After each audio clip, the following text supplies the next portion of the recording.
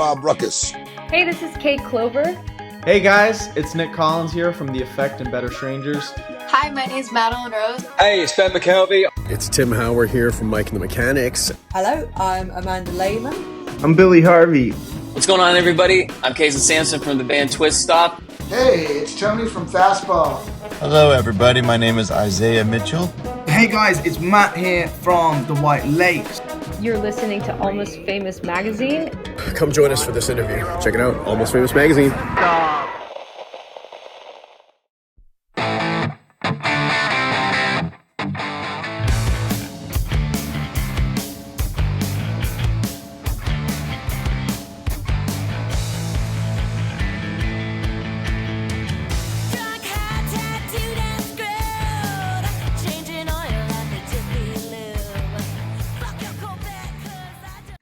You Give Me Permission might be our new theme song. Hey, everybody, welcome back to The Hang on Almost Famous Magazine. I am beyond thrilled.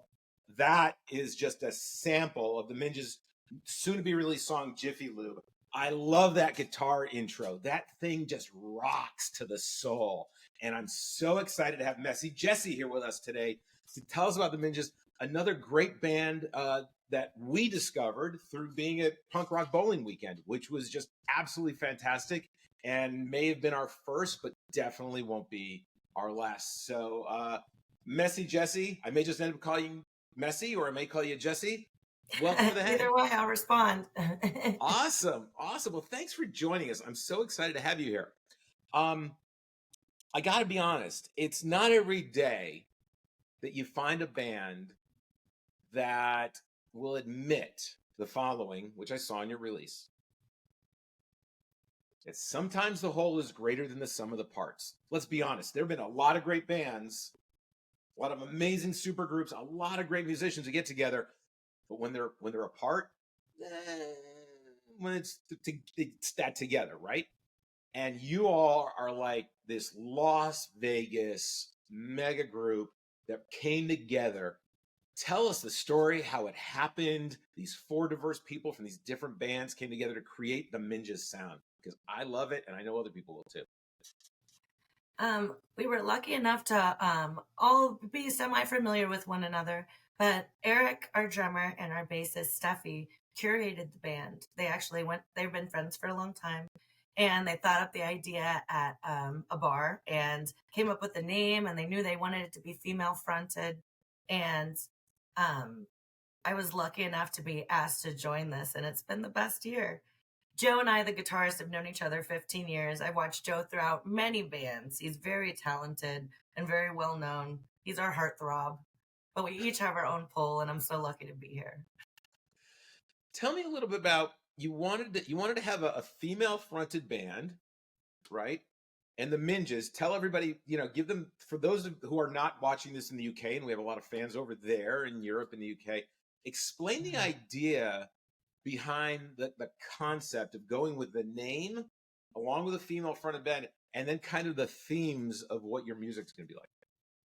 Absolutely. I would say what I tell Americans that aren't familiar with the name, that Minges is in England as is muff in America for female, pubic hair. It's the thing, right? Yes. When they told me the name, I was already familiar, and when we started sharing it, all my friends in England were calling it cheeky. You know what? And that's the greatest compliment from anybody in the UK, right? But why the decision to go with that and make it kind of bring it to a forefront of the theme of the band, right? Prior, this was already set up. They had already asked another girl, and they'd had a couple practices, but she wasn't able to commit. And so they contacted me for weeks, and I was like, oh, I'm in the middle of all this stuff. But I finally showed up, and it was immediate family. And it's just been the funnest ride so far. Isn't it amazing when you just meet people and you're locked and loaded, right? You just know that it's time to go. 100%. Yeah. So now another thing from your press release, because we're going to build up here to the EP that's coming up, which is the precursor to the album, which will be the precursor to Fame and Fortune, right? Oh, yeah, can't wait. You call yourself a Las Vegas supergroup, right? Tell me about all the members of the band, kind of where they came from before, and then what are they bringing to the band that's created the sound? Like what is their unique piece that they bring? What I love is that we're all kind of diverse, and although we all love punk rock music and we have our knowledge there, we all have knowledge in other areas, and so everybody's influenced, and I think that's what influences, the whole band. There's many a times where they're mentioning songs that I've never heard, and then I get to learn because it's a genre I'm not familiar with. But I mean, Joe's been rock and roll. He won't do any Sublime. I'm kind of Sublime, so none of that. But Steffi and Eric have, just a huge repertoire of music between, metal to hair metal to punk to rock and roll, all of it. Oh, that's great. That's great. Let's talk a little bit about that. What I always find interesting is where people came from, right? And what their influences were. Mm-hmm. Because you've come together to create a sound. But what are some of those influences of each member of the band? Like what are the styles, right? I mean, I'll be honest. I mean, if you think, we were talking about Rob Ruckus earlier before we started, and like he plays in a jazz band too. He's incredible. And I think, if I remember correctly, it's been a few weeks. He was in a country western band. So, like, he's everywhere you want to be, man. He is, and he's even at the weed store. I was like, oh my goodness. He is everywhere. What are some of those genres that came together? Like, who are some of the influences beyond the band that have helped gel to make a sound? Because everyone's trying to create something unique. Absolutely. I think we were influenced by quite a few, but the Plasmatic specifically, we actually did a ode to Windio. We call it the Ode to Windio. Nice. And it's not on this EP, but it's coming out soon. And, she was just such a pillar. And we, in order to write the song, we tried to make it as authentic as possible. So we got to dig into a bunch of history about her. And she was exceptional. And she was, hitchhiking across the country selling crocheted bikinis, and that was just the beginning. She was way ahead of her time. Indeed. So let's talk about the EP now. When does it come out? Pretty soon? The 4th of July, Independence Day, at Double Down Saloon in Las Vegas. If I can read a calendar correctly, I think that's when this is going to drop, everybody. So, big news on the 4th. Let's talk about a little bit about the 3 songs on the album, on the EP. What were your contributions to, we've got 3 songs. It's Jiffy Lube, Sauce Party, which I can't wait to learn that one, and Telephone Daddy, which I've listened to all of these, and everything's open to interpretation, but what do they mean to you, and what's the message you're trying to get across?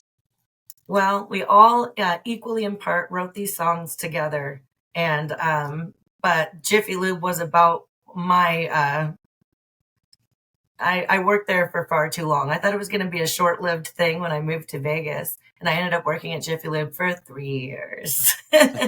And Joe knew me through that time. He saw my struggle, and so we really covered kind of a funny, but don't take your car there. They'll hire anyone. Were you doing the oil changes? You don't strike me as the oil change. Oh my God, you're the oil change girl. Oh my gosh. I was like, at the time, there was only 2 female oil techs in Las Vegas. And now it's like everywhere. Every time I pull out, I'm like, what's up, ladies? Wow. It's Las Vegas. I wouldn't be surprised if someone opens an off-branded oil change place of all bikini models. I mean, great. You know what? Look, if this doesn't work out, there you go. You got your business idea. You'll just own it. You'll just own it and hire everyone else. Yeah, I'll run it from afar. There you go. Tell us a little bit about Sauce Party. Sauce Party. That was our drummer's idea, and he wanted to do kind of an innuendo song. And so it's super funny. There's a lot of mentions of swan dive in your goo-goo muck. I don't know. There's a lot of fun lines in there that are just fun for everyone. And it's not, it doesn't have any cuss words, so you can still play around with it. Yeah, we're like, just for those who like love to be in the kitchen, we're not talking about that kind of sauce. No, but it's not your grandmother's pasta sauce. However you want to take it. And so Telephone Daddy I thought it was pretty interesting. What's the impetus into that? Well, I was married for 10 years, and then he was a pretty popular musician, and so our breakup was very public. And so as I was going through this, I realized there's so many of us that are a telephone daddy or who are dealing with a telephone daddy. And, at the end of the day, I hope we can all just work together and co-parent, but it was something I was feeling and it helped me heal. And it's a lot of fun. No, that's great. And look, I think that when you find a way to heal and express yourself through music, it's one of the most cathartic things you do, whether you're a musician, a painter, a photographer, whatever. Just find it comes from your soul and you're able to let it 100%. go. That's your growth. That's what this whole band has really been for me, because I was pulled in right at the beginning of my divorce. And so it's been just the best hobby ever. And we've really taken off and had so much love and support. And it's an honor to be here. Oh, that's awesome. Well, look, I can tell you honestly, just by what I've heard so far, you guys are going to go somewhere. I mean, it's really good stuff. And for everyone watching, here's the deal. On July 4th, okay, my expectation is do not stream their music. Go buy it, because art isn't free. Please go buy it, right? Where's it going to be available? It's going to be available, on iTunes and all the purchasing platforms, as well as those people who pay 34 I believe cents. so. We went through all the BMI, so everything is legitimate, and so there'll be more announced. But yes, as of the 4th, there will be a 3-song EP released publicly. Now, can we get? Will there be like physical copies for those people who still love their CDs? Absolutely. Awesome. Yes. So definitely keep yourself posted to their socials to find out where you can buy that from. So now this is the precursor to an entire album, which I find really interesting, and I think we can discuss this in a pretty cool way. There are a lot of artists that I've spoken to who are like, I'm gonna release a song a month, but I'm not doing an album. And like, people live in this world of singles. What prompted you in this day and age where music is so differently consumed to do an entire album? I think to maximize the amount of money, by doing these 3, doing that, and then doing a collective one, it's just going to help us promote more. Basically, we're just starting out, and so we want to do tours, we want to do all this fun stuff, and we know so many good people and connections, and so right now we're just starting up, and so we're really just looking to try to get going. Well, speaking of just starting up and touring, you've already played one of my favorite places, and just in honor of y'all, I'm wearing my Double Down shirt. But you got to play the Double Down in New York. Yeah. I've just been to the one in Las Vegas. I have yet to make it to Double Down New York. Both are exceptional. I had never been to New York, and we were asked to play the 18th anniversary, and it was mind-blowingly amazing. I mean, we in the short time that we there, we got a lot in, did some sightseeing and did all that. But everyone at Double Down has been beyond good to us. I mean, gosh. And the one in New York is super cool. The setup is like, it's incredible. I really enjoyed it. I'm gonna have to maybe see if I can make a detour into the city to see that when I go up in August. My question to you though is this: I mean, there's the original Double Down in Las Vegas, mm-hmm. and as we've discussed with people who in the UK and with people across this country on these conversations. In Las Vegas is the original ass juice. How is the ass juice in New York? I actually, I did do ass juice, but I was so drunk I can't remember. It was very similar. I know that there's an actual recipe, although their claim to fame is they just take the mat and pouring in there. But yes, it will ruin your life. Be careful. Be careful. And it's great stuff. But I will be honest, during the holiday season, we'll just call it that. I mean, because if not, it's ass nog that they have. Yes. If you want to take it one step further, for those who only celebrate Christmas, I guess you could have Christmas nog, or I mean Christmas ass nog. Yes. But that would take us down a whole different rabbit hole. Yes, I said no to ass nog, but I did say yes to a bacon martini one time, and I should have said no. That was rough. And then they have this great thing that's a Jameson Frappuccino, which you think would be an overload, but let me tell you, one of those and you'll party. Wow, that's super cool. I've definitely got to get to the one in New York, at least for a shot of ass juice to do a side by side compare. It'll be like the old soda comparisons, right? We've asked. Oh my God, it's ass juice east and it's ass juice west. The ass juice taste test. I'm into it. Let's go. Oh my God. Hopefully Rob's watching this and he realized, and everybody had to double down. Goes, wait a minute. We now have a contest. A blind taste test of ass. Oh my goodness! It's a whole marketing campaign happening right here, everybody. You've seen it first here on Almost I'll be the Famous first Magazine. to try. Amen. Oh, that's awesome. Hey, Jessie, I want to learn a little bit about your musical journey, right? Because this is a new band, but this is not new. Being in a band and being a musician is not new to you. Tell us about your musical journey, and I always start in the same place and let the story take it from there. Did you find music or did music find you? My mother, although she wasn't, I mean, she did play piano, but she just had a great musical taste. And she was all into she's a huge Rolling Stones fan and just raised me with all the 1960s music. And so music was always there with me, but I attempted to play guitar. I attempted to play piano. And I could never pick it up. I would find my way out of it. So eventually I got into karaoke because I have a sound, and I enjoyed that. And as it progressed. Oh, you definitely have a sound. Thank you. As it progressed, I moved to Las Vegas and I was doing karaoke and this girl came up to me, this beautiful Guatemalan girl, and she said, "What band are you in? I need to see you." And I said, "I'm not in a band." And she's like, "I want to be your drummer." And I was like, "Do you have drums?" And she was like, "No." And I was like, and so I ended up getting her drums. And then I had an all-girl punk rock band that lasted from 2010 to 2013, I believe it was. Did you have a hit in Guatemala? Oh, absolutely not. We were very Gigi Allen, Mentors influenced. We Cedar Street Sluts.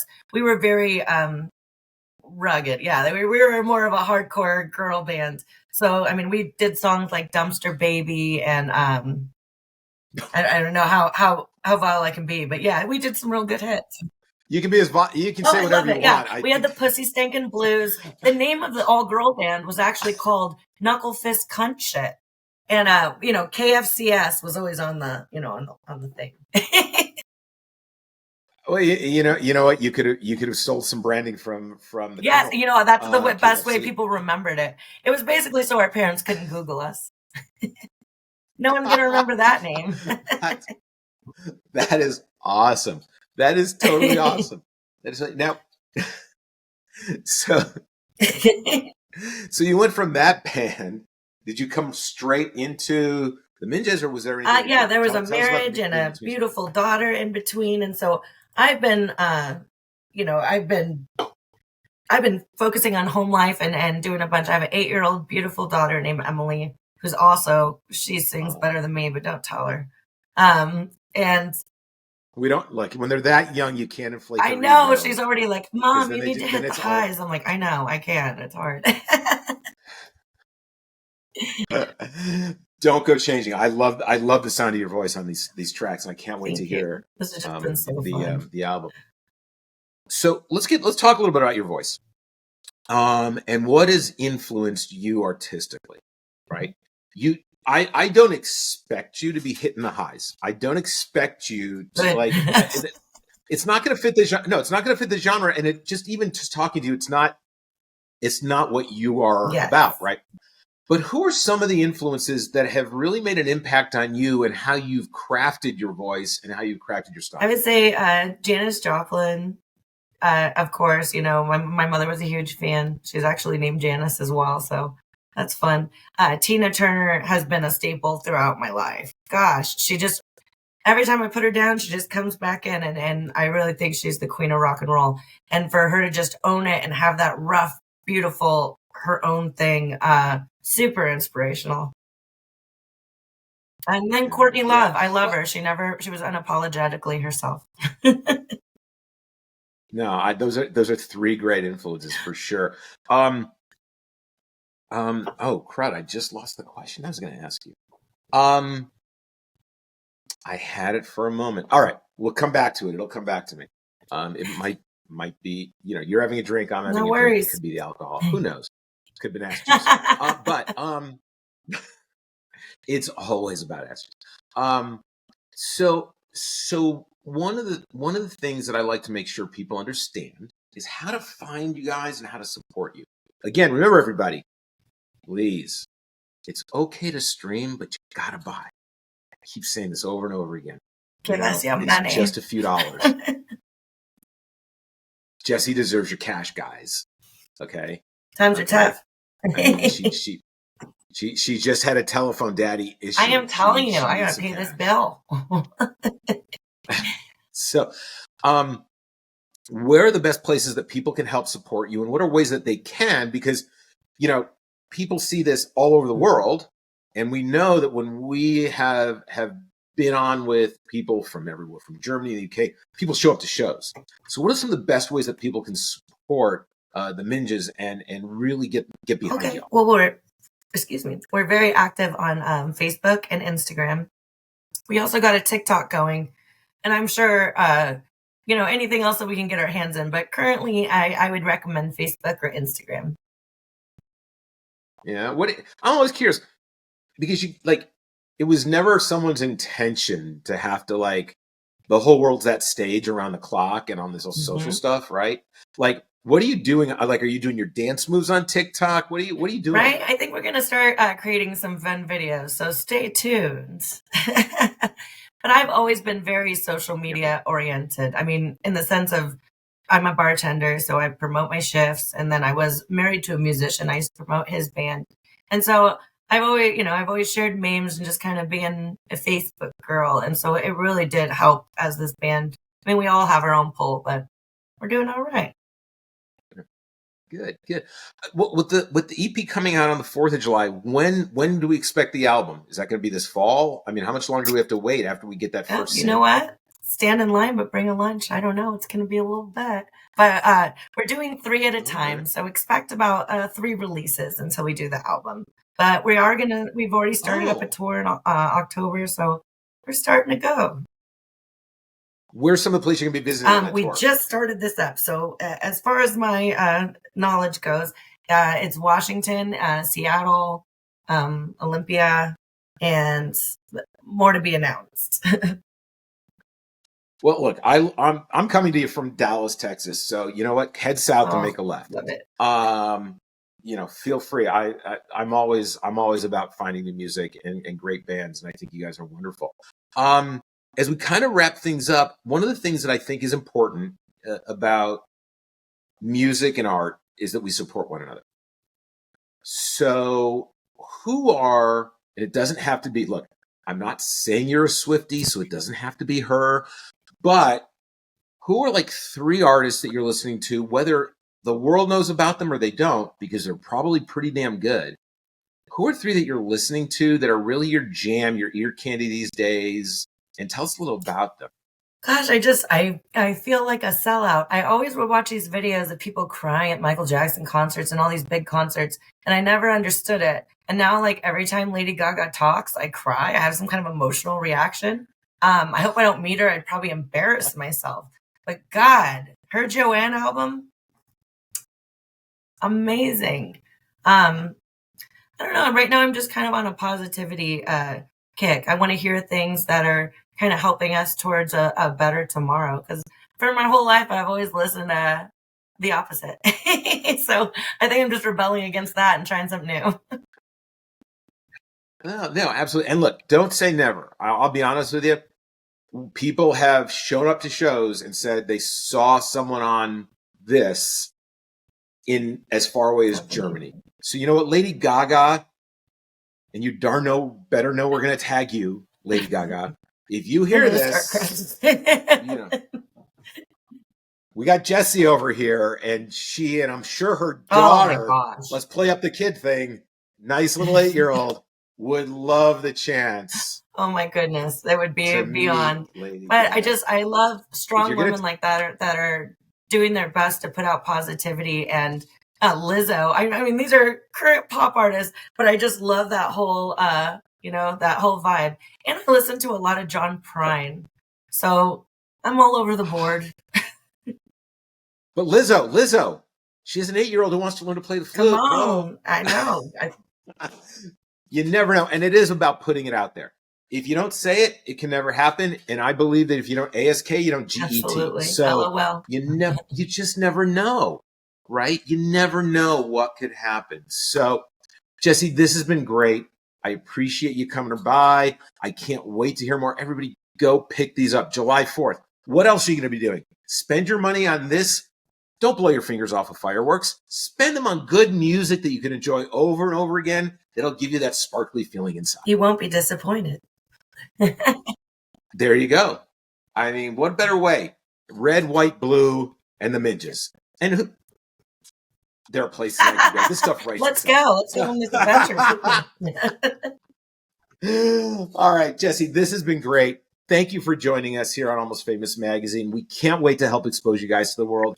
And seriously, number one, if you go to Las Vegas, Jessie, where are you bartending? I actually bartend at Island Grill. It's on Maryland Parkway, and it's been open since the 80s. And it's like a piece of old Vegas. If you gamble $100, I can comp your dinner. Come on down. Oh, please. Tell them you saw it here on Almost Famous Magazine. Your $100 gambling just got you a free dinner. For Messy Jessie. I mean, we're the gift that keeps on giving. I'm telling you. Doesn't have to be music. It's dinner. It's a good steak dinner. All right, Jessie, this has been great. Thanks so much for joining us. And I hope to see you soon. Thank you so much. I really appreciate you, and this has been awesome.